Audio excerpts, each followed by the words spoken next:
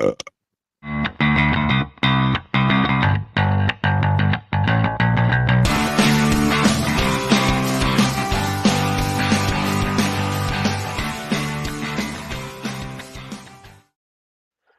is up, party peoples, and the place to be? Welcome to Generation Dan, the podcast about generational differences, as if the name wasn't implying that enough. I'm Atlas Novak, younger millennial, and I'm camouflaging with the background I just noticed. Who else is here with me? Hi everyone, I'm Gino the Genetic Marvel. I am having a weird day, Atlas, I'll tell you. Yeah. So I told you I recently took a jewelry making course. I told you about that. So we got news today that we passed, and this Yay! I didn't know you were getting graded. I thought it was. Oh yeah. Okay. Look, yeah, my wife makes sure I suffer. So she's like, yeah, so everybody passed. Hey, what's happening, Titanium? I was hoping you would show up, sir. I haven't seen you in a while, but I haven't been doing stuff during the day. So thank you for showing up. Nice. But we are talking. So, and we start a new course on this coming Saturday. But also, okay, how are you with spicy food? I'm pretty pale about it, but I'm slowly getting better. Like I try more and more spicy stuff. I'm better than my sister now. Better than your sister. Used to be better than me with spicy food. So I have tried what's called the Jolo chip. It was like a 1-chip challenge. No big deal. It's 2.2 million Scoville. Now, yesterday, I've never had issue with spicy stuff. And I'll tell you, it was very hot, but I was able to communicate the entire time. Yesterday on Hammered and Cheese, because our guest was actually in Houston and they just had a hurricane. So he's like, I can't be on the show. And we're like, that makes sense. You have priorities, right? You're good. Yeah. So instead I was like, you know what? I'm going to try one of these things. And I took the Jolo hottest chocolate challenge. Hottest chocolate? Yeah, that's right. So it's with all sorts of madness. Anyways, if you Google Jolo chip chocolate, that's what I took. And I couldn't talk, Atlas. I couldn't talk. I thought I was gonna die. Like it was that bad. Now, in my entire history of doing those kind of things, like trying spicy food and everything, I've never had an issue on the back end. Right? Like it's been no issue. Mm-hmm.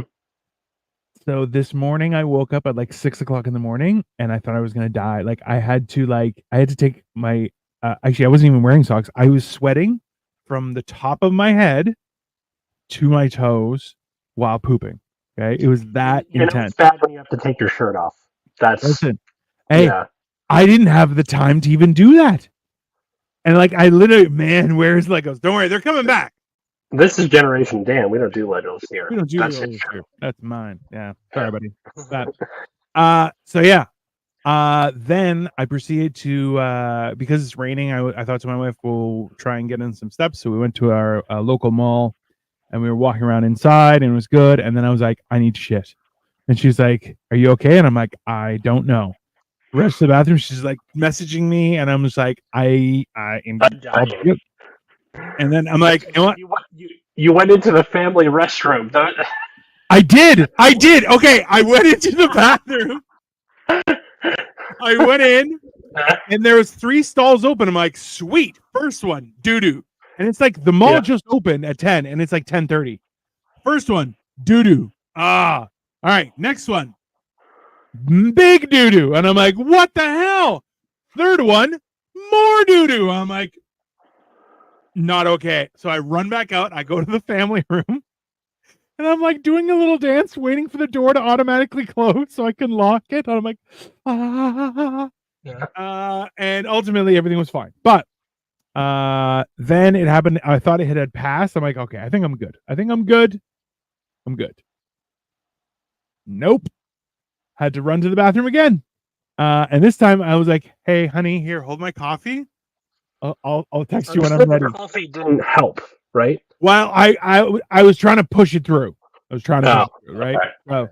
So, and then I smoked a joint right now. I had some chicken souvlaki that we just bought, and I'm like, okay, fingers crossed that I don't die, but 50-50 I may die. So yeah, first time in my life that I've ever experienced Fire hole. yeah, the back fire. Never happened before. Wild. Wild thing.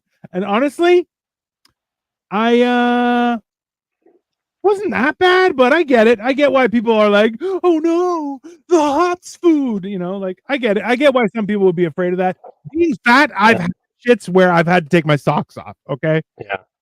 I'm it's not a big deal. But anyways. I've gotten that where like my stomach has just kind of been a problem for me most of my life. Like I just It happens. Katie pointed out that if I take my seizure meds with food, it doesn't bother me so much. Yeah. She's right because I tried it both with and without, but I didn't even notice. She was like, when you take your seizure meds with dinner, it doesn't like blow it up later. Yeah. So good to know. But also the because I didn't run into you during my wedding until the reception, right? Like we weren't. Yeah. We never. Okay, so that whole day waiting for the ceremony to arrive, I was shitting like every hour and a half because I was just out of anxiety. Yeah. I've been married twice. I know. I was just like, all right, the groomsmen are getting dressed together, and like, there's 8 of us in this hotel room, and the bathroom's right there. I have a real problem. Yeah, no, that's I was freaking out. Yeah. No, that's legit. That's legit. They I'll be honest with you, it's one of those things where like that day of your wedding, you're gonna just your body is doing weird things for no other reason than just shenanigans, But yeah, and I wonder if if the same was going on for Katie, and it must have been even more like meticulous. Where okay, we got to make sure the dress is pinned up just right. We're doing your makeup like that. I'm not sure. So much more busy if we ever get her on the show. Yeah, and if there are any ladies watching, please feel free to comment and let us know if women have the same type of anxiety with regards to that big step. Because, like, I equate it to like exam day or something like stuff like that, where you're going, "Hey, there are repercussions for the decisions I'm making today." Or you know what I mean? Like, that sounded really negative. It was not meant to be negative. It was just the seriousness of it. Yeah, or just like as comedians, that the first time you perform somewhere with a big stage, like the first time I went on a comedy store, that was like I had that same feeling, all that stuff. Or like the first time all of the audience has had to pay for tickets, you're like, ooh, this is uncomfortable. Yeah, that was a while ago for me. That's like close to a decade ago. Wow. So today's topic, and for people who fast forwarded to this point, good for you, I guess. Yeah. There's no edit. But stop now. Now is the time to stop, and we'll talk about the real topic. Oh. So at the time of recording this, it's been I think 2 weeks since Joe Biden and Donald Trump did their first presidential debate. Both of them were absolutely terrible for different reasons. Correct. And this has led to a conversation where people are going, should Joe Biden step down as candidate? And I thought that would make it for a good topic. Being that this is a show about generational differences, I think it's interesting to talk about when is the best time to just go full Cincinnatus and, walk on into the sunset or retire or quit or whatever the thing is. So this is the thing.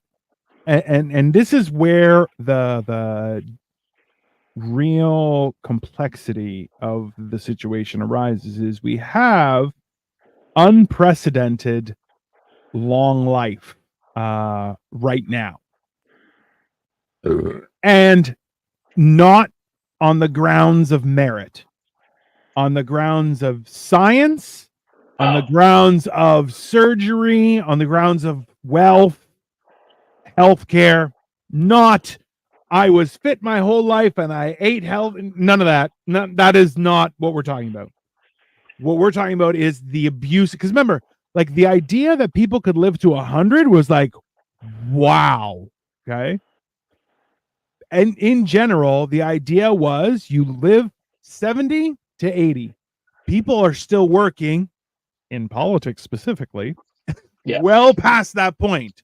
That's a problem. For my state, Dianne Feinstein just died in office. Now, that was a thing when the U.S. was young, but it was mostly, oh, I got cholera and died at like 45 or something. Also true. She died in her like late 80s. Just they were like propping her up Weekend at Bernie style just to get her to vote, and which is like too fucking long. It's too long to be there.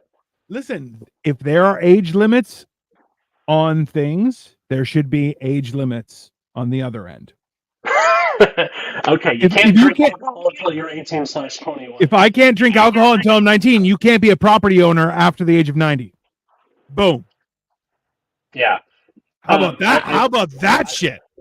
I just looked up the life expectancy in the late 1700s in the U.S. and it was 36. Now, granted, I think that is skewed lower by babies. Like a lot of babies died before the age of 5. So that I think roughly you would have people living till like their 40s, 50s. Like Washington retired as president and then died 2 years later in his 60s. Which seems like he had a grand old life or whatever. Now, I mean, nowadays my in-laws who are in their 60s they're like just getting started more or less with like how they're living their lives. Well, I told you how my Victoria's aunts were here from Hong Kong, and the oldest of she's not the oldest. She's the oldest. She's I think the middle of all the kids of her aunts, and she's like 80 something. 80 something. Okay. 80 something, and bro, if you looked at her and said 65, you'd be like easy, maybe 70. Like you could tell she's old. But she's not she's not infirm. She walked faster than young people. Okay. And she's also like 2 feet tall. She's this big. But she was very, very mobile. Like dogs, where like little dogs live longer than big dogs. You and I if that's how it works, you and I are going to die in like our 50s or something. Well, that's Kyle has problems with his hips, and I'm like, you're like a greyhound, like a Great Dane. Yeah. But yeah, like it's one of those things where, like right now, where I haven't really brought this up on social media, guys, so you may not have seen this, but I am doing this crazy thing where I'm walking 20,000 steps a day, and on top of that, I'm working out. I'm also trying to eat healthier and everything. So I'm really on a fast track to insanity, basically. But I am also in the best shape of my life, and I'm really pushing forward. So like for me, I'll be honest with you, I'm turning 44 in like a month. I didn't think I would see 30, let alone, and now I'm looking at 60 or 70 and going, I can make it. I think I'm gonna, like right now, I was late on getting to the party of getting in shape. And let's say I lived a life of a little bit too much indulgence, but I feel that I have the willpower to go the distance, and I'm really doing some really cool stuff. So I don't know. But I don't think I'll pass that. Like 80, I bet. Ooh, maybe. Looking at life expectancy, my mom's side, her parents lived until their 60s and both died of different types of cancer. My dad's side, they died in their 80s. And looking at both my parents, my mom looks like she's doing fine. Yeah. She's got like depression stuff, but that's not going to kill you necessarily. That's just being old and alone. Yeah. In my dad's case, the Parkinson's really makes him look worse than he is. Where like there are some days you go over and it kind of looks like he's been turned to stone. Like it's very hard for him to move. Other days he's up and around and walking. It really is kind of a coin flip. Yeah. There have been days where I'll invite him to one of Katie's family functions, and he will be like, literally, let you know the day off, because there are some days where I'm just like, I'm not moving today. Yeah. And that's And- so. Yeah. That's one of those things where like it's so ridiculous is that you need to always be moving. That is the key to longevity and mobility, is never stop doing shit. Even if it's just like getting up and walking around. Like yesterday, Dan and I'm at my friend Dan's house. No, this is not what the podcast is named after. Dan is an acronym, but I'm at his house. This is why the background looks different. And I came up here to visit him in Oregon. We went to the lake yesterday and just took paddleboards out on the lake, and that was incredibly draining, but it was doing shit. Yeah, I'm on vacation, but we're doing shit. Which is fun. Like, listen, there are vacations, and then there are vacations where you're just doing shit somewhere else. Yeah. Because I like a vacation where I do absolutely nothing, like an all-inclusive. Those are nice. I've been many a times, and every time I'm like, oh, I could live like this, and they're like, no, you can't, because you have to be way richer than you are, fatso. I'm like, ah. You know what is a good way to not do shit, but it's okay. I took the train up here to Oregon, and it took about 20 hours from station to station. You don't have to be anywhere. They're not like, you can't go anywhere. You're on the train. But it's also not like a plane where you're in your seat and you're not standing up unless you're going to the bathroom. You can just get up and walk around. Yeah. So it's doing shit without having to be anywhere. I Did it got a have lot of writing down on the train. That's cool. Did it have was there like a silent car and so like weird like, did you get a bedroom or anything, or just a chair? Like, I was in coach, so it was just a chair. And the guy that I was next to for the first half of it was really cool. To the guy, I'm not going to say his name, but you know who you are if you're listening to this show. It was nice sitting next to you for like 15 hours. Then he got off in the Bay Area, and then the guy who replaced him was a guy in his 60s who would not stop coughing, like every 30 seconds. And I had to sleep next to that guy. That's what really made it hard for me, was trying to sleep. He was coughing all the time. So around 4 a.m., I just got up and walked to the observation car, that's where they have like quiet time. So after, I think, 9 p.m., they turn the lights down, and they're like, no talking unless you go to the observation car. Then you can I like that. Yeah. So I would go, I just took my laptop there and was like writing. Clickety clack, annoying everyone. Just click, click, click, click, click, click, click. There were 2 other people in the entire car in that. Oh, okay. Then. There's nobody there. There's no Wi-Fi on the train, so you either got to use your hotspot or just bring a book or something. It's very nice. I talked to people because when it was like time for meals, they just sit you down next to whoever is there, because they can't fit everybody at like a table by themselves. So they're just like, "Are you 3 over there?" And we just have conversations, and it was a lot more social than it would have been on a plane. Just shut the fuck up until you're at your destination. Yeah. So yeah, train is a way to do nothing while not doing nothing. Yeah. Yeah. It's very nice. Was it? Anyway. Did you feel bad if you got up and walked around? Like, were other people like, "You fucking sit down, asshole"? Like, no. No, people were like moving about. There was this one guy who was obsessed with walking. We were in the caboose where I was. He would walk all the way to the caboose and just like look out the back. And he was just staring there. And then at one point he tried to film with his phone. And one of not the conductor, but just somebody who worked on the train, like came back there like, "Sir, you're gonna have to back up a couple steps, because if you hit the wrong button, that door's opening and you're probably flying out the back." Oh. So he had to like back up a couple steps. That's hilarious. Yeah.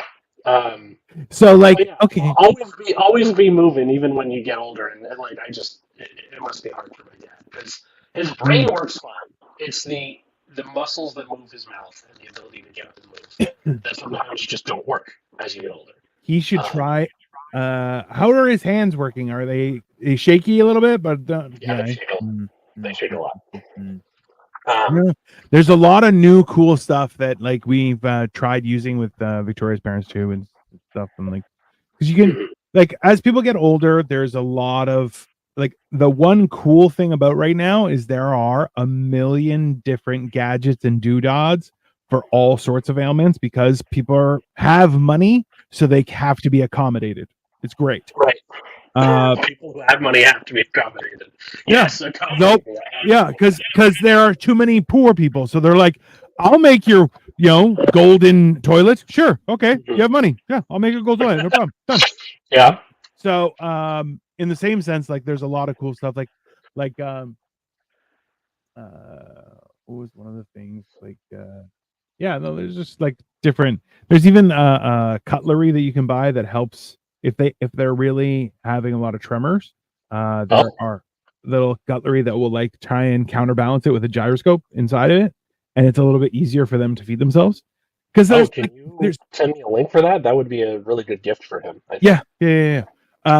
Because like that, it's the amount of independence that you lose that really just fucks with people, and I get it. I really do. He like one time I got him. I got these gloves that they slip on and there's a light in the palm.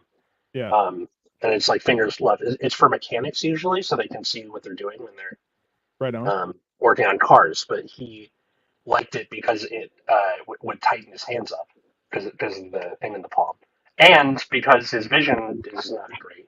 Yeah. It was never really great. He had glasses since he was a kid. Like just being able to see better.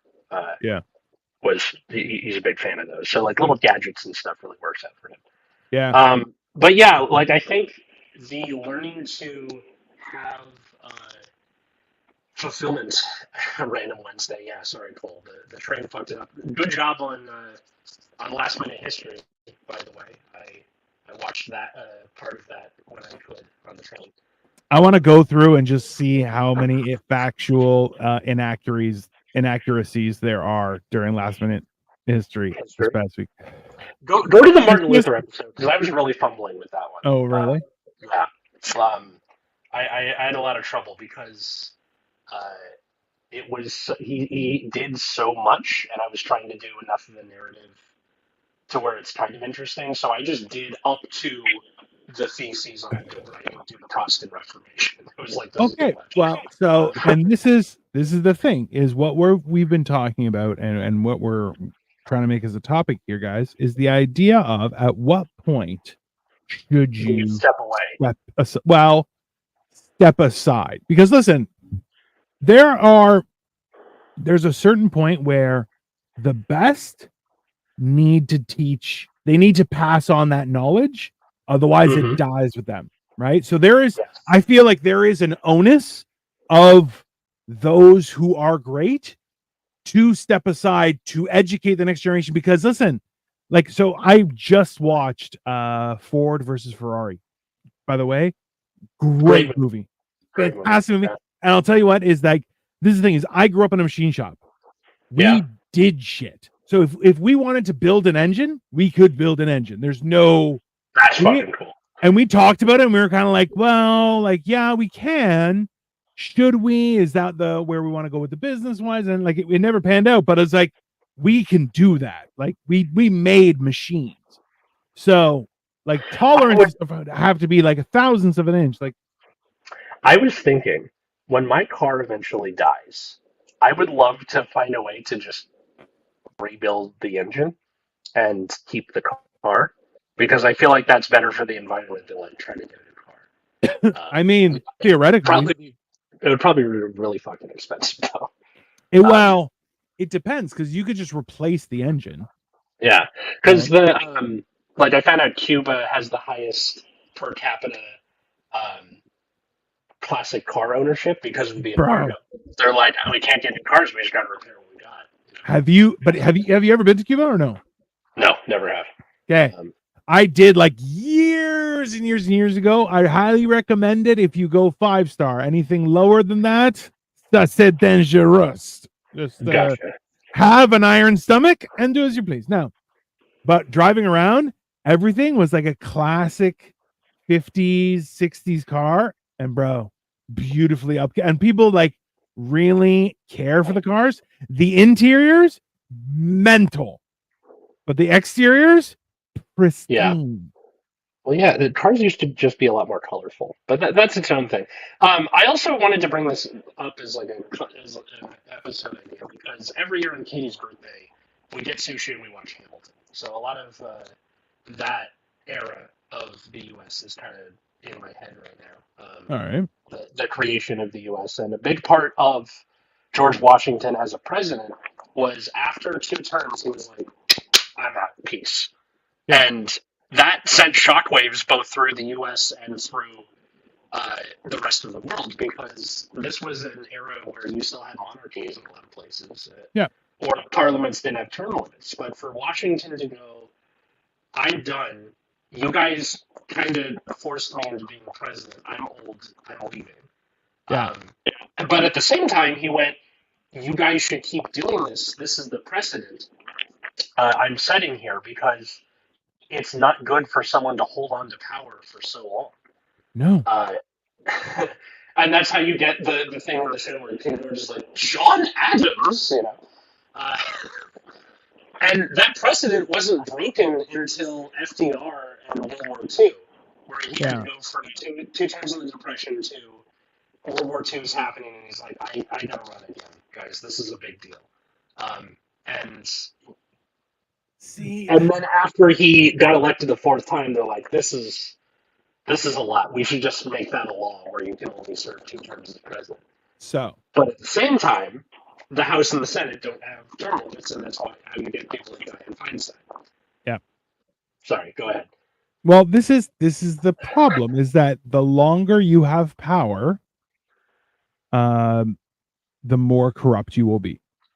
It's that simple, right? And absolute power corrupts. Absolutely, that's the old saying, right? And that's the thing is, you're given so much authority, you now operate in a different universe of principles.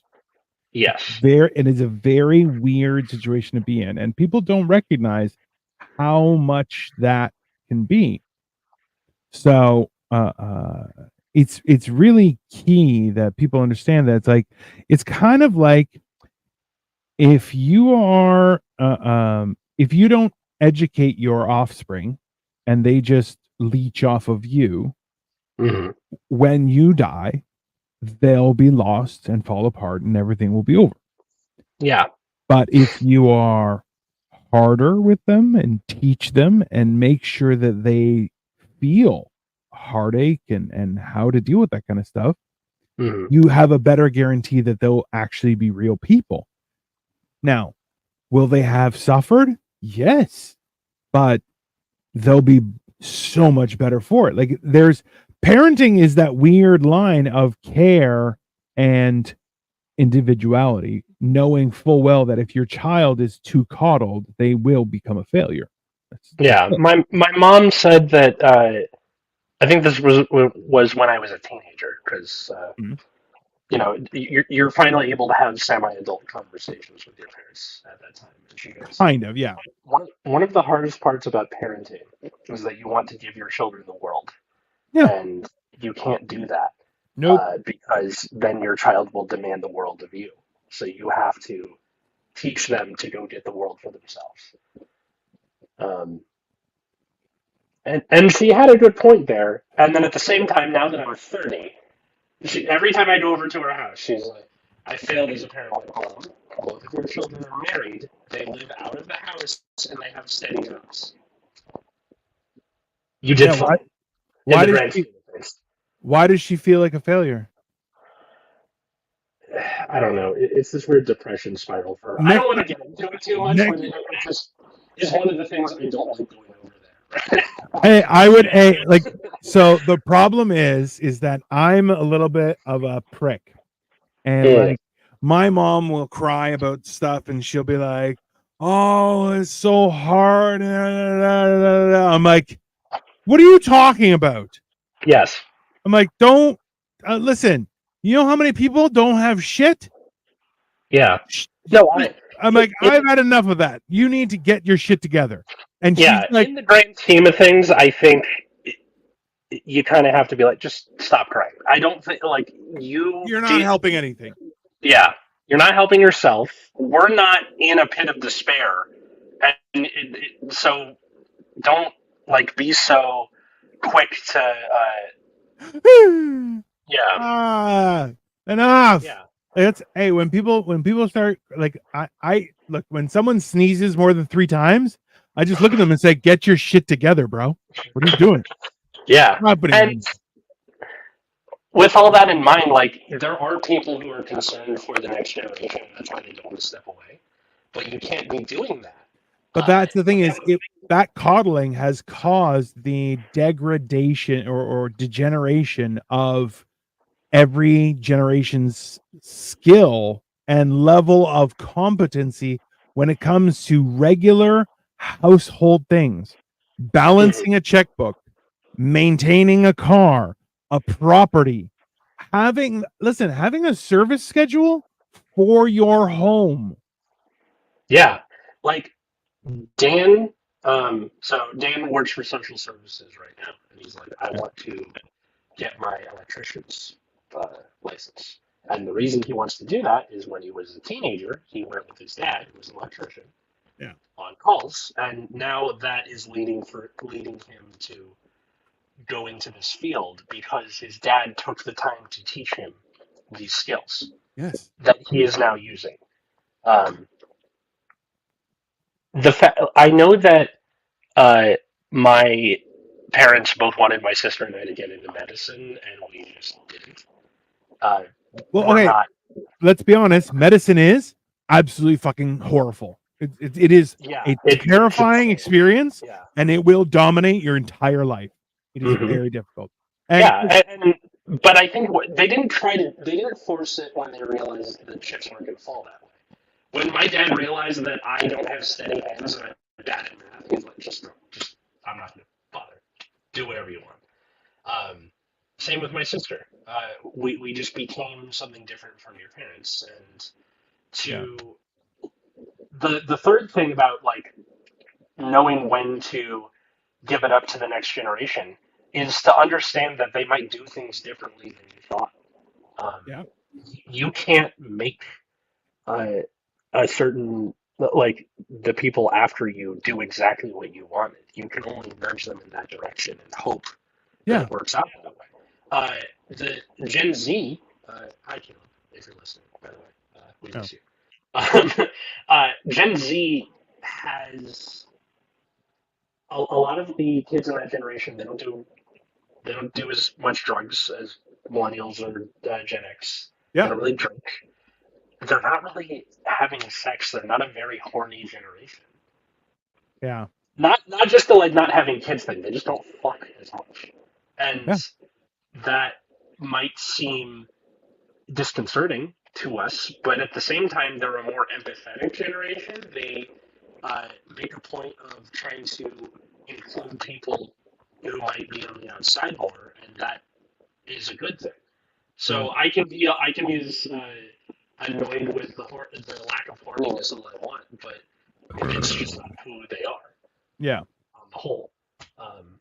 And See, and yeah, that's the real conundrum, is because like, look, what happens here is you have people who were told, and this is your generation specifically, mhm. your parents, who your parents can kind of be, or would kind of be in my generation in weird way, like, but they're older, right? So uh uh it's this weird thing where you were told, well, this is what's good for you, this is what you should do, and you were like, oh, okay, cool, I'll go do that, and then you did that, and they're like, now you're fine. You're like, no, I'm not fine. I'm not fine. Well, None of this is fine. it was either now you're fine or what do you mean we didn't tell you that? Oh, Idiots. You you're like, major in English? What the fuck? Yeah. yeah, you're like, why would you do that? You already speak English, and you're like, what? Yeah, no. Yeah, you didn't say. You literally said, "Go to college. Doesn't matter what the major is. You'll get a good job." That's not what happened. So, learning to undo the mistakes of your past, of the like, generations before you, is just kind of what it is to be a human. Yeah. Right? Like me telling my students as a teacher, I'm not going to try and cram college down your throat. That does not mean college should not be gone, attended at all. But there are other options. Community college is a solid option. Trade schools are an option. I remember when I was a kid and I was misbehaving, my mom would be like, "Don't do that. You'll end up being a garbage man." Garbage men have unions and make good money. And are good for garbage men make top tier cash. Yeah. Like, that always pissed me off when I found out how much they made. I was like, what is wrong with you people? And now I'm not sure how it is now, but I remember back in the day, garbage men got paid for their route. It didn't matter how long their route took; they got paid for the route. So they may do it at like 6 o'clock in the morning, plow through, be done by 9 o'clock. They're done for the day. Like that, there are a lot of guys that have that kind of thing, and they're like, "Oh, you know what? I'm going to do later today. Why? Because I want to." That's it. You're like, you can, like, there was a lot, used to be a lot of freedom in that sense, and you're going like, bro, that means you're working full-time hours. You can take on a second route every once in a while and make some extra cash because you get paid double time, right? You're going like, that's a great job. And then teachers are like, oh, that's a horrible job. You're like, they make more than you, fuckface. So yeah, and like, I didn't get into teaching for the money. Dear God, not for the money. No. I did it because it was a good use of my skills as a comedian, and it's one of those jobs where no one will be like, ew, teacher, what a dick. Yeah. They'll rip on you for other reasons, but it's like a unequivocal societal good to be a teacher. So this is the thing, is that your colleagues, and you know exactly who those colleagues are because now you have a year under your belt, the colleagues that only are there because you're like, I can get a good pension out of this and I get good benefits. Yeah. Like the ones that are there for that purpose are the worst people in society. Right? Now, and I'll tell you why, is because the responsibility of educating the youth is not glorified enough because the job itself is literally to be at the forefront of knowledge, right at the top of your, like, that's, as an educator, you're like, I am the guy who's learning the new interpretations of things.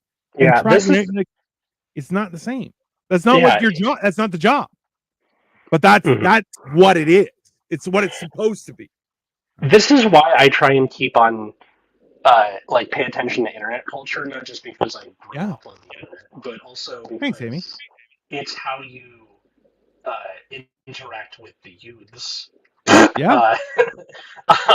And it's just a way of relating to them.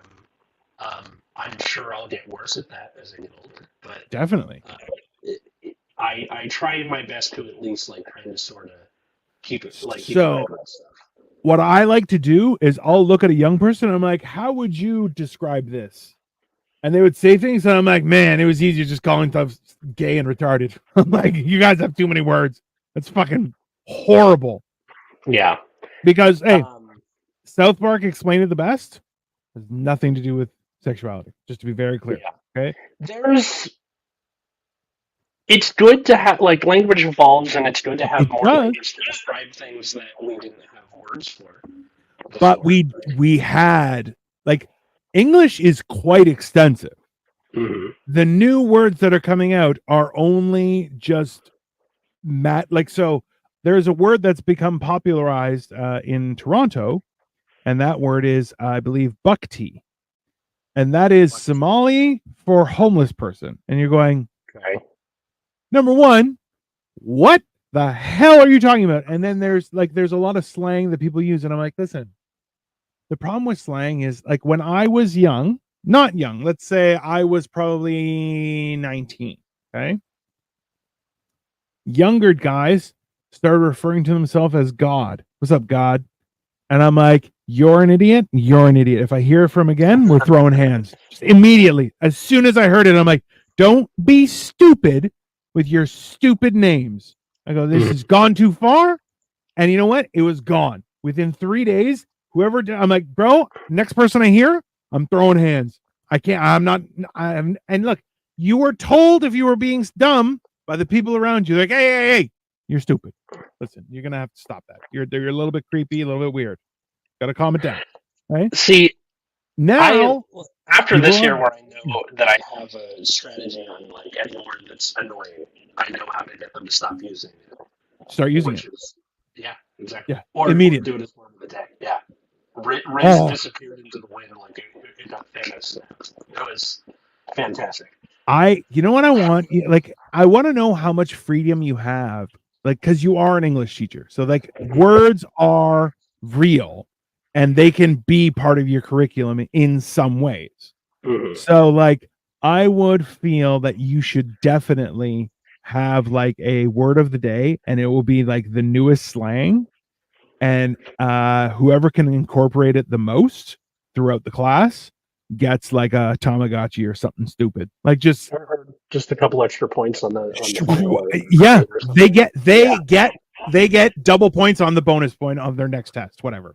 Yeah, you know, that's good. It's not a bad idea. I'll try because like this is the thing is the hardest part about education is engaging your students in shit that you know is gonna be important at some point in their life. Not right now. It's absolutely fucking useless right now. But at some point, this is gonna be worthwhile knowledge, and it'll make you better.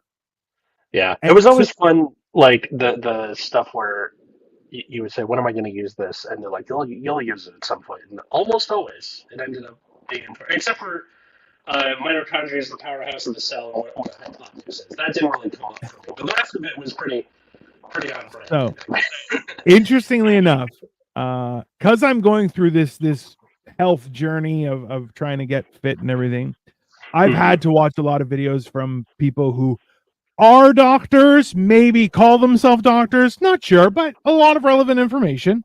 And a lot of the times they're like, so this is how the mitochondria work. And I'm like, I am familiar with this. Let's discuss it, please. And you're like, yes, I can use it finally. That's when I'm like, oh, let me just put my glasses on. And, I'm ready to go. You know, like just, yeah, that's exactly, yeah.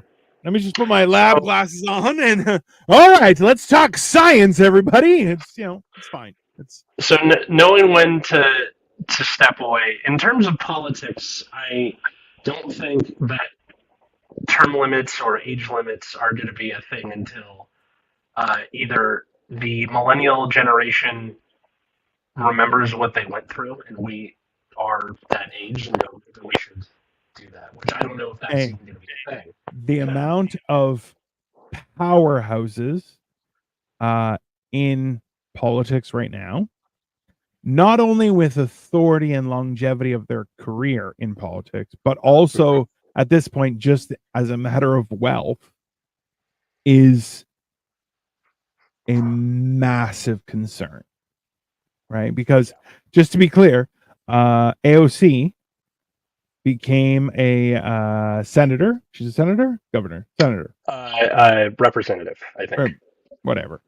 Yeah, some job. Okay, a job that makes $150K a year. She's a representative in the state of New York. Yeah. All right. Okay. She was a bartender and had no money. Yeah. Got a job paying $150K. It's a good job. That's a really I'll tell you guys this much. That's okay, for New York, it's not all that much, but yeah, it's a good job just in general. Regardless, she's now worth $29 million. Okay. That's a problem. A little bit. And I give that as an example because, in all honesty, I had such high hopes for her. And you're going, I don't know if she's done anything like, rich asshole. Oh no. She's not broken any laws or anything like that. Yeah. My problem is that's not a trust. That's not an honorable way to operate as a representative. Yeah. I'm wondering if like it seems like a good way to do that, to have that be a thing, is okay, as a representative, all your expenses are taken care of. Like the US government pays for it, but you don't get a salary. And then once you like Yeah. finish your term, then you can do whatever. I I'm not mean, sure. Yeah. I don't know what the solution is. Well, I definitely know what the problem is. Yeah. Right. So it's this whole idea of like, and that's the thing is like, you don't need age limits if you have term limits. Yeah, that's true. And in all honesty, like let's be honest, considering the little debate that happened what was it, a week ago, 2 weeks ago, which was basically elder abuse. Let's just start there. The whole thing, both sides, you're going, what is happening right now? That's not to say that like having older people in politics is bad, but when it's an what's it called, a gerontocracy, so geriatric plus, correct. Yeah, geriatric rule, it's not good. These people don't have a stake in what's going to happen 20, 30 years down the line. Yeah. You had people like John Fetterman who seemed to be off to a good start, and then and then exploded. Their entire brain, they was liquidated, reformed, jammed back in, and they're like, he's fine. And he's like, yep, okay. Nope. And you're like, bro, that's a problem. Listen, that's weird, right? And that's why I'm like, look, see, my thoughts are this. If you are successful in your community, successful in an enterprise, at some point you would retire maybe, and during that retirement you have to still be active. So what better way to be active than public service? Perfect. That would be. And then, hey, you know what, I'm almost retired, I can still get around, it'll keep me active, I'm serving the public, I'm giving back. That's the perfect time to spend 4 to 6 years doing that. And then, you know what, now I'm just going to take it easy because I've earned, I've given back. That's how things go. People going, I'm 29 and now I'm part of Congress. And you're like, okay, what do you do in Congress? Nothing. Just sit there and make money. It's great. And then they're like, oh, I've also been doing that for 65 years. Yeah. What the hell? This is my theory. So in America, the concept of work, your job, is who you are as a person when you meet. What do you do? That's the first thing you say when you meet people, which annoys me, but that's neither here nor there. So your job being what you are maybe makes that even harder for people to let go of their office holding. It's a part of their identity. It's a part of their identity. And when people retire, they don't really know what to do with themselves because the concept of hobbies has become so much less of a thing within the last 50 years plus years in the US. So, you know, you have some people like Jimmy Carter who are like, I'm building houses for humanity. Fuck you. Bro, Jimmy Carter is the real deal. I'm sorry. He's the best person as a president the US has ever had. Probably. Yeah. Well, as a guy. He wasn't the best president, but he was the best guy. Was Jimmy Carter one term? Yes. So there's a current meme where a guy's like, these two aren't old enough. Get Jimmy Carter back. And I'm like, ooh. Technically, he's a one-term president, so he can be. And yeah. That's pretty wild. He's like, suck on that, Grover Cleveland, too. Non-consecutive terms. I mean, you know. But anyway, so with all that in mind, I think that if we as a society make hobbies less stigmatized and more encouraged in just American society, you would have less of these people like grasping onto power until their withered hand releases it as they die. Well, it just needs to be to the point where work is less of our identity. Right? Yes, I think so. Like that's one of the things where, like one of the components of, universal basic income, is where I'm like, oh, I agree, because then you have the luxury of, okay, So I can work anywhere and I'll be okay. That changes everything because, oh, I serve coffee and I make a living. It's fine. And Yeah. the rest of the time I work on my music, art, comedy, whatever. But you're okay. Oh, I'm going to go on vacation. That's fine. Super. I'm just Yeah. gonna go do something I else. have Like time to. there's That, always that's a thing, you what know? having the summer off as a teacher has been like. I'm like micro dosing, Yeah. where I get, it's not just a week off a year. Yeah. And being able to kind of do whatever I want. I'm doing this show. I've this summer I've been trying to be better about like updating my TikTok and stuff. But Is just Katie working or does she have summers off too? her school is private and year round, unfortunately. So yeah, there is like Well, she also teaches younger kids, right? yes, So the little kids. then it's The way- more, yeah. Yeah. The way it works is over the summer they do like a ship of Theseus thing. So like kids leave one at a time as new kids come in. Yeah, And then yeah. by the time September arrives, the whole new crop of kids is there and they're ready to go. Oh, that's cool. So I try to be like a better husband and like cook, clean, make her coffee in the morning. Yeah. Why not? So I'm like trying to not be terrible, but I don't know. Look. I'm not sure if Look, well, this is the thing, okay? And there's a few comedians that do jokes about this, and you're going, listen, if you put in the work to make the day a little easier, the day will be a little easier. So right out of and that's the same idea of like, hey, go get your workout done first thing in the morning, make your food, do all the prepping stuff. Okay, that's all done. Great. Now you can just have your day. It's and you're like that working, and that's the thing is a lot of people try and do it. Oh, I'm going to do it after work. I don't want to do anything after work. Nothing. Zero. And if you want to hang out, it's got to be something cool, and you're probably going to have to pay because I'm poor. And for the people who like finish their work, they're like, "What? So what? I just kind of fade into obscurity. I fade into the wind." I think that's what people are afraid of when they step away, when they retire. Is that like, what? You just sit in my house all day and do nothing? I'm seeing that happen with my parents. Now, in my dad's case, he has his music.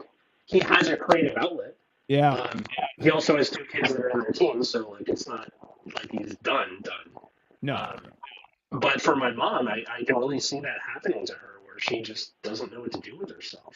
Yeah. And I think that's the crux of the matter. Not just for politics. Like, politics is its own thing, power corrupts, blah, blah, blah. Yeah. Knowing when to retire and just go live your life, unfortunately, as your body degrades, it is really awful. And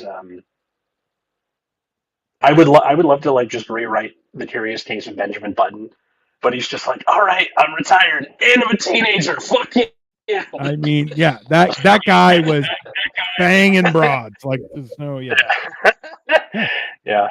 He's like, also Brad Pitt face. Boom. You're just like, oh, okay. You got it all there. Okay. Yeah. No, but that's like it's one of those things where you try and keep in perspective where people are like, well, I like doing my work, and you're like, I'm not saying you don't like doing your work, but like, what's the point of working so hard? Like I was working at that Halloween event, and then we were setting up that Christmas event, and we were outside in the cold, and there was a guy who was in his 60s, bro, and he was like, I also own a restaurant, and that's kind of what I do in the off season, but like I got to be doing something. And I'm like, bro, that's a shit life. Yeah. Like it's not a money thing for him, right? He's not doing it because he needs the cash. No, he's just like, I need to do something. And I'm like, that's horrible. And there are so many other things you could do. Like, especially like if you need to do something, great, write a book. Like you're not like staying employed is not you having something to do. You're not challenging your mental capacity, which means you're still aging rapidly. Yes. And you're like, so what you have to do is do something you like. That's the whole idea. Like you got to think like vampires in some way. Every couple of decades, you got to reinvent yourself. Otherwise, people start picking up on things. It's not good. Okay.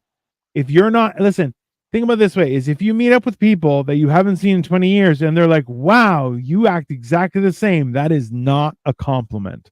That Yeah. is a statement of fuck off. Okay, Yeah. like I hate to do this because this is like quintessentially Atlas, but Rush, the band, had a 40-year long career.